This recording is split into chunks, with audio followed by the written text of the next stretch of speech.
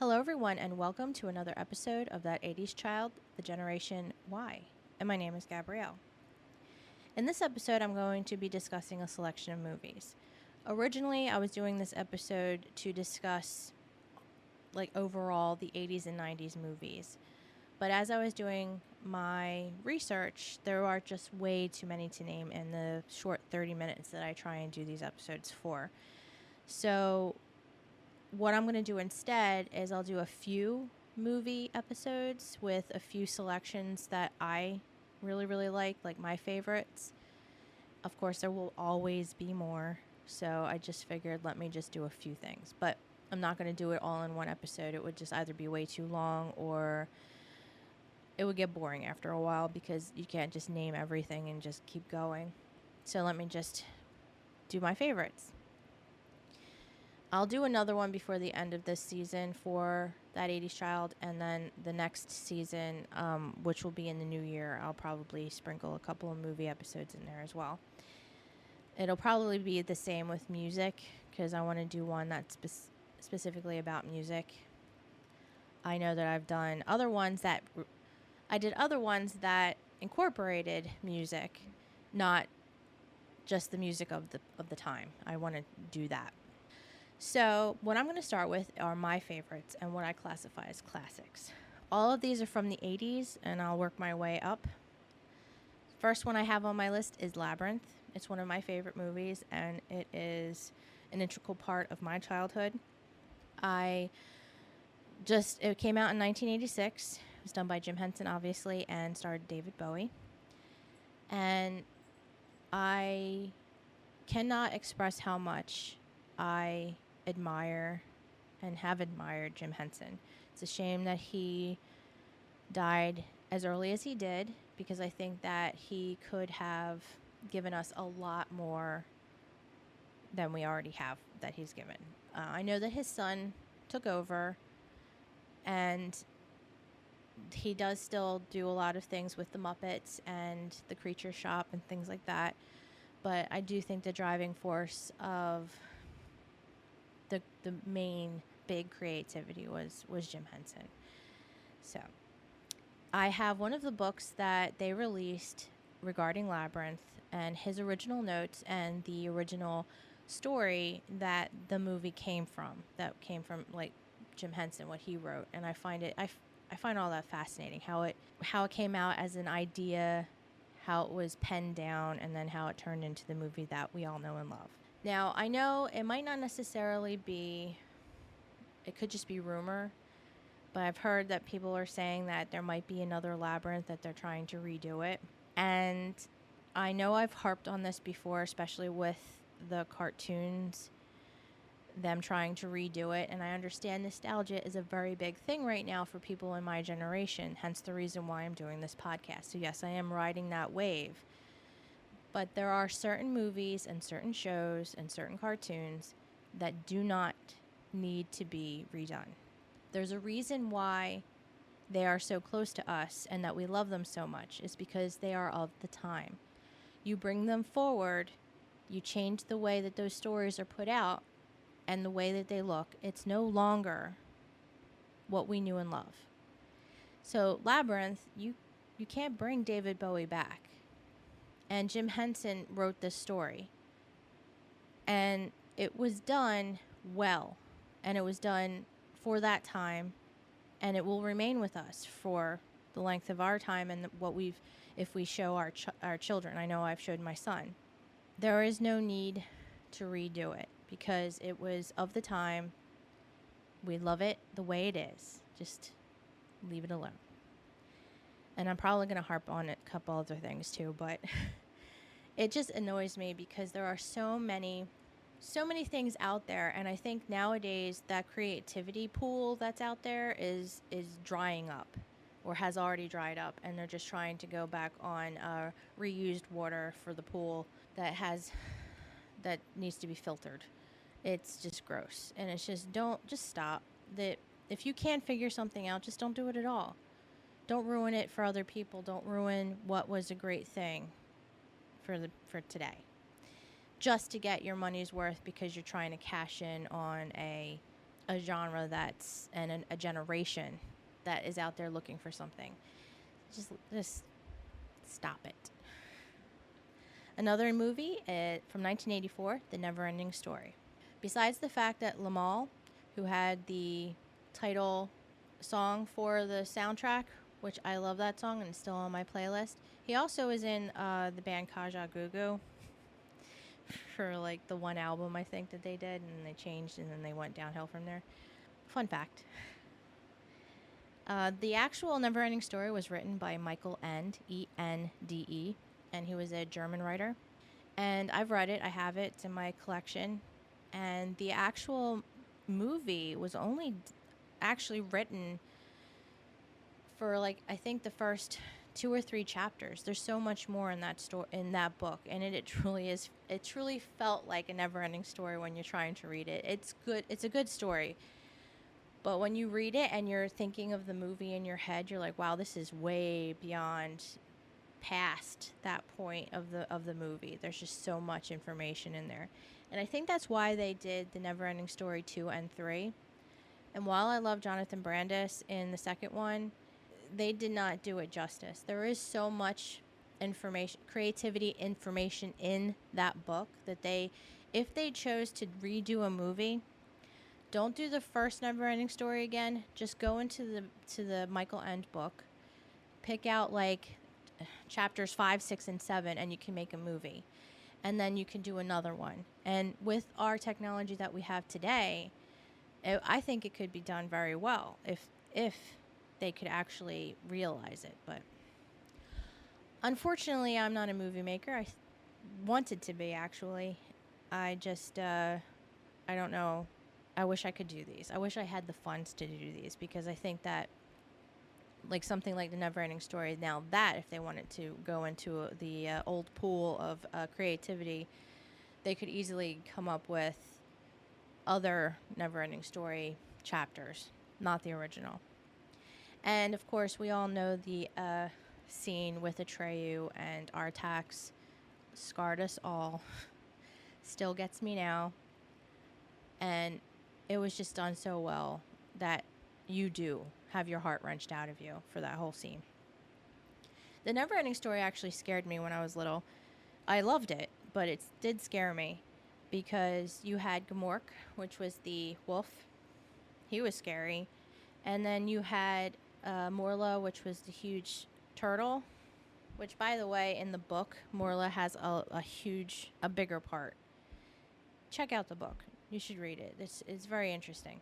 I would suggest watching these with your kids. Definitely know that some of them will probably be nightmare-inducing, but they're so great anyway. They stick with you. Another movie, 1982, was The Dark Crystal, another Jim Henson movie. Like I said, Jim Henson, especially in the 80s and the early 90s before he passed, he was very integral, especially in children movies and shows. The only reason why I love The Dark Crystal, don't get me wrong.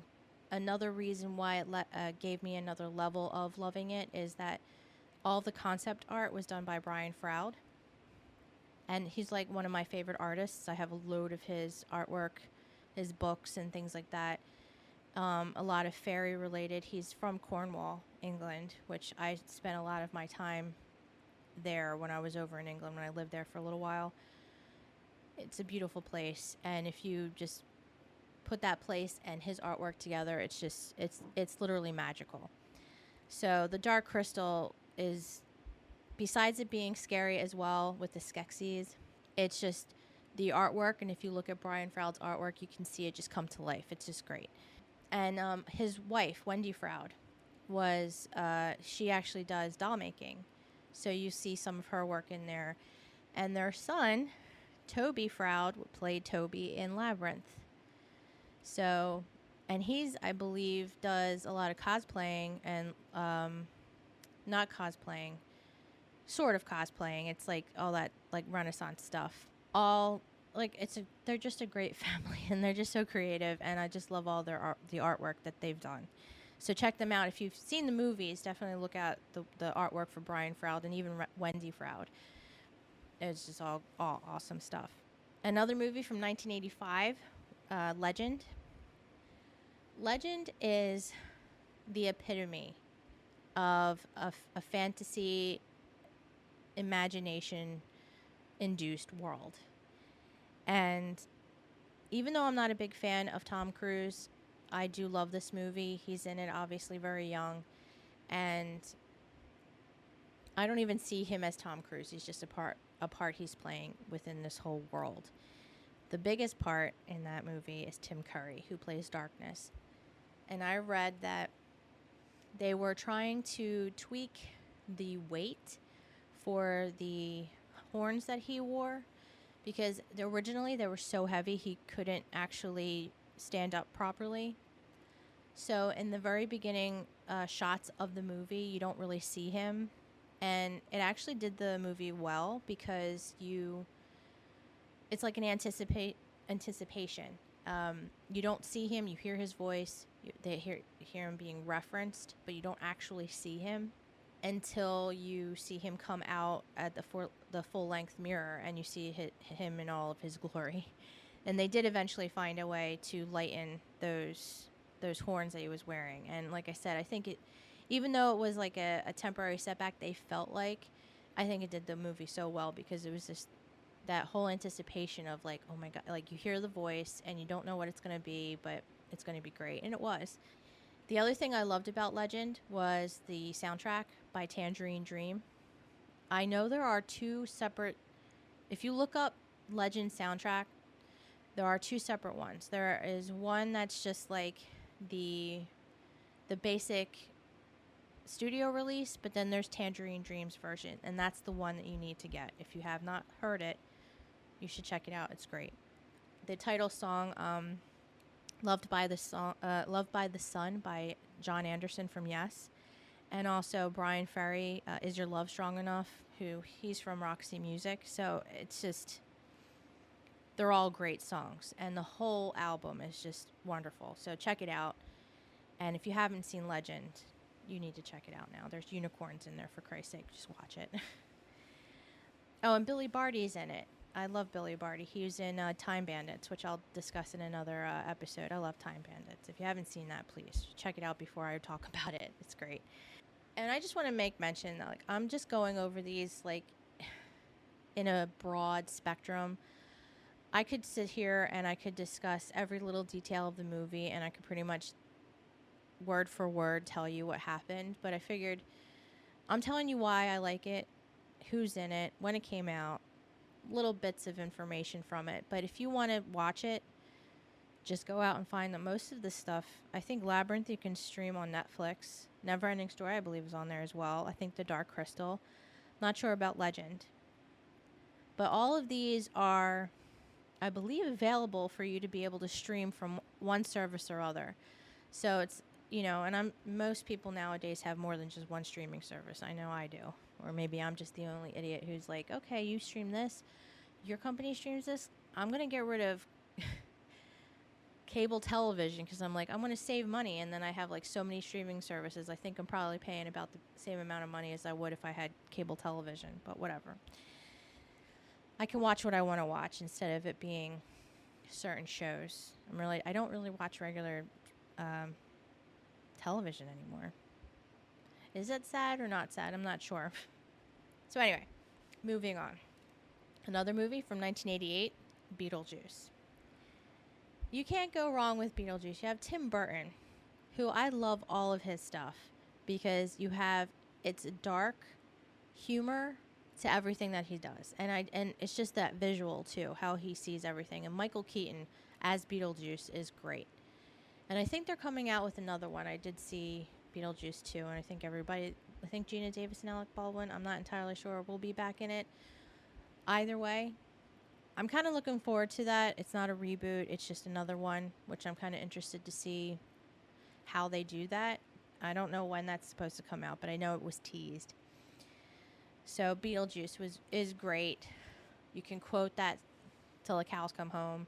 And I also loved the cartoon that came out afterwards.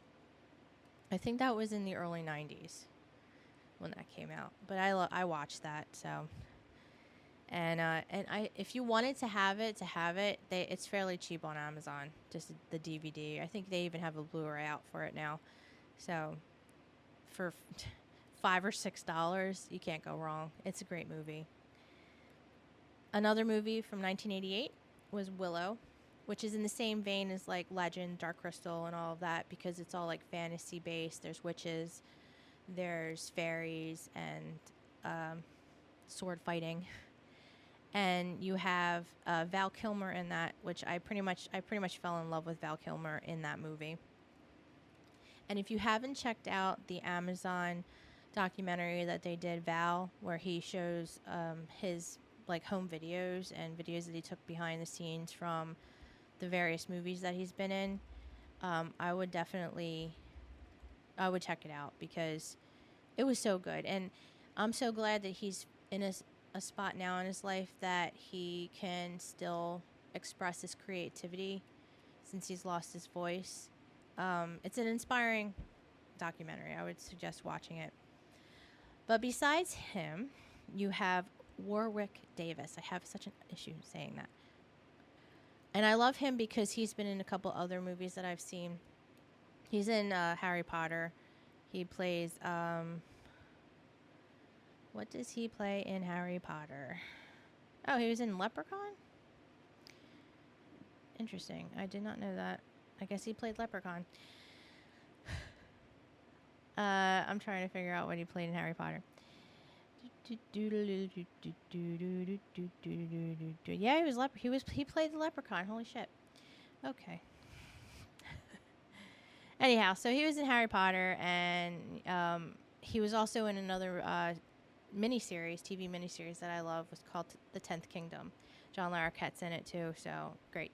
If you haven't seen that, I'm not going to be discussing that later. So The 10th Kingdom, you should check it out. It's great.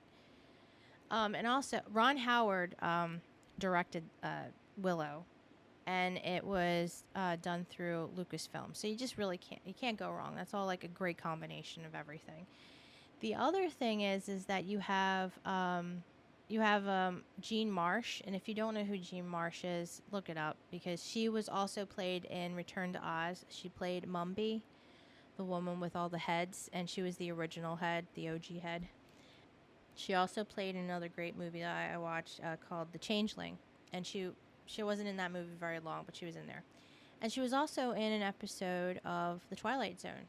It was the one where the guy is left on a meteor because of, I think he murdered someone, and she played the robot that the pilot brought down for him as a companion.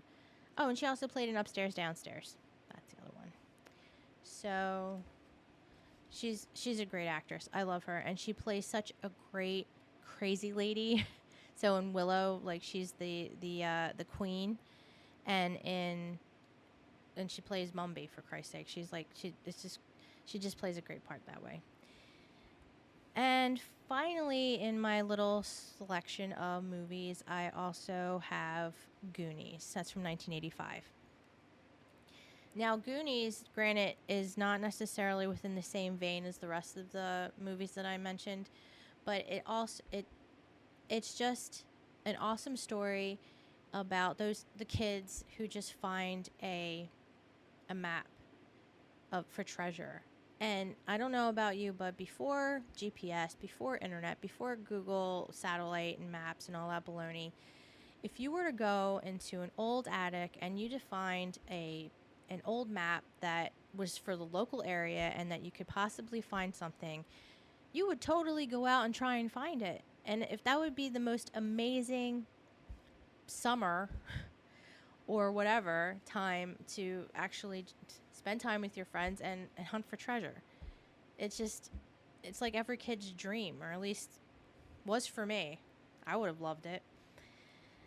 So, and there are so many people in that movie. I'm not going to mention everybody, but you can't go wrong with the kids that they chose. They all worked well together. I think they all did their part very, very well. And then you had Cyndi Lauper, who did the Goonies song. So it's just, I don't know.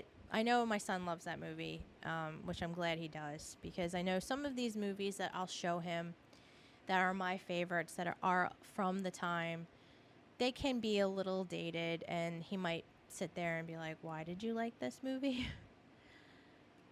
But I believe all of the ones that I've mentioned, minus the Dark Crystal, I don't think he necessarily liked that movie that much. He's taken in and he's enjoyed them enough to be like, yeah, if I ever have any offspring, I might show them. So it will move down the generations, because I don't want these to be forgotten. I know they won't. I think there's enough out there for people to keep them in memory. But they're all really great. They're all really great movies for different reasons. And they're all very, very like creative and bringing you into another world that you can get lost in. And that's what makes a great movie. And I know that I still look forward to movies now. Most of them are probably Marvel movies. Beyond that, like I want to, when I get into a movie, I want to not realize that I'm sitting in a movie theater or my living room or wherever the heck I might be watching this movie. I don't want to remember where I am. I want to be in that movie. I want to be right along the main character and experiencing it with them. And that's how I watch a movie. I'm part of that movie now. I'm in there. I might not be the character, but I'm an unspoken character that's along for the ride.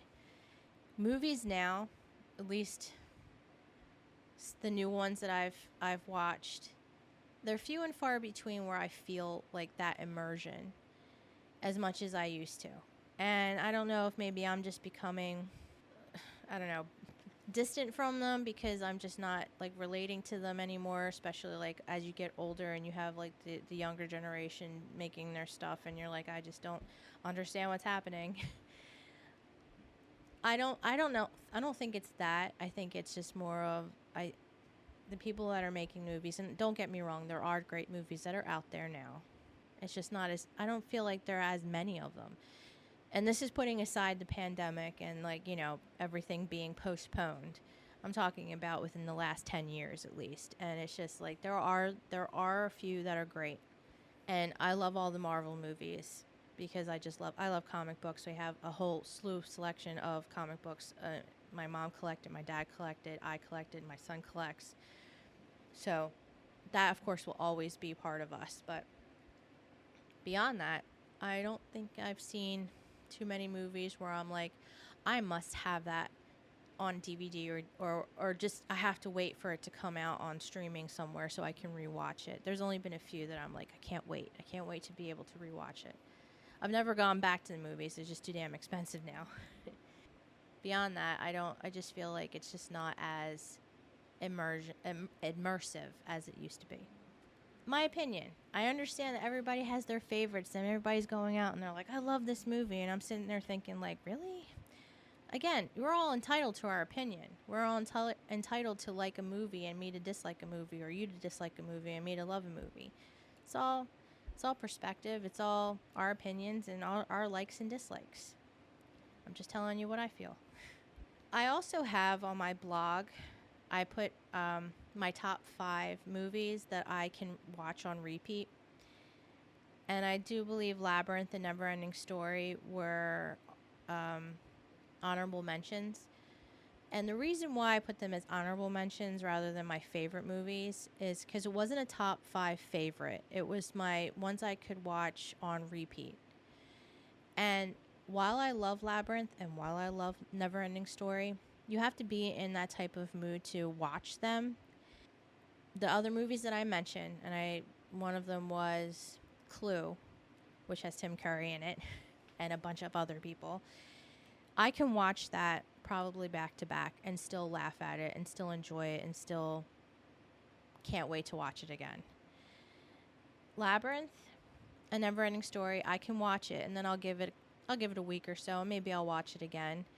I love it for what it was for me from when I was a kid, and especially Never-Ending Story with the theme song. That was my theme song because it was just about imagination and running with it, and I still do that. So they will always be a part of me regardless. I just can't watch them back to back, or I can't watch them every other day. It has to be when I really want to experience that again. And especially like some of them can bring back like how it was when we were little. Sometimes that is good. Sometimes you need to live in the present, because living in the past isn't always rainbows and butterflies.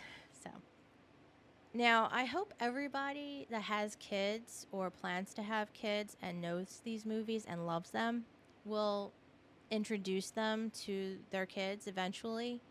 And like I said, some of them can be a little creepy. So maybe wait until they're a little older, or just sit with them and be like, that's just a puppet, But it's great. I hope that you will pass that down. And I know a lot of the people that I went to school with and have kids have shown their kids these movies, and I commend them for being awesome parents, no matter what else you might have done, because it's great to it's sort of like a legacy. And I know we have so many other things within our own lives that we can give to our kids, but we also have this in the entertainment industry. You can easily just be like, this was when I was little, and this is how it was for me. And you're showing them that. And I do that for my son. So like I said, I commend the people that have done it. And if you haven't had kids yet, or you have nieces and nephews, hey, you can show them these movies too, and just be like, these are great, and they're always going to be great, and you're going to love them. So I hope you've enjoyed this episode. Like I said, I'm not going to go into like all the details of what the movie was about. I'm just going to go into like some fun facts that I've read about, or things that I know, or why I like them. And again, I will have another episode with other movies, because like I said, there's just so many in the 80s and 90s alone that I couldn't just do one episode. So I might do it. This is episode 7. I'm only going to be doing 10 per season. So I might do one more before this season's done, and then I'll do like 2 or 3 in the next one. So yeah. So I'm really happy with the outcome of these podcasts so far.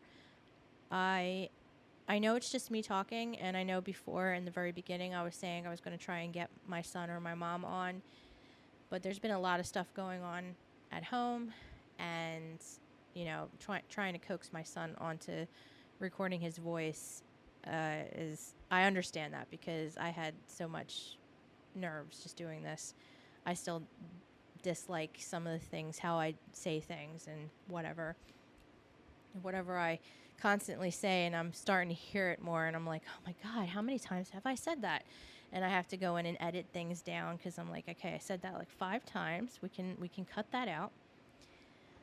But I'm really happy that there are some people that are listening, and whoever do listen, I really appreciate you, and I really thank you so much, because, it's not like I was going out doing this thinking that I was going to be the next trending individual, and I certainly don't want to be an influencer with some of the influencers that are out now.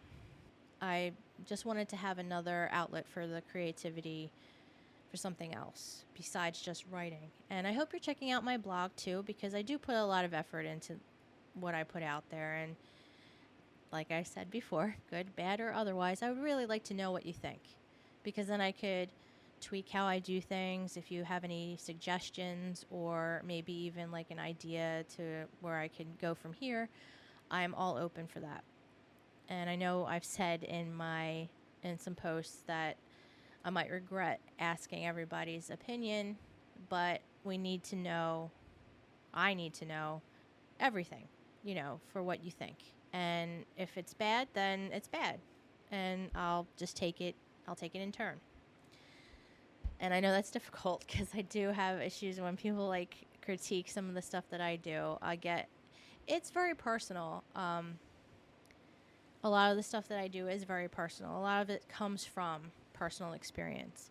It's not just me putting out some story about things that I've never done or never seen, and it's just being creative. It's a lot of very personal things that come from past experiences and things that I think and things that I've been through.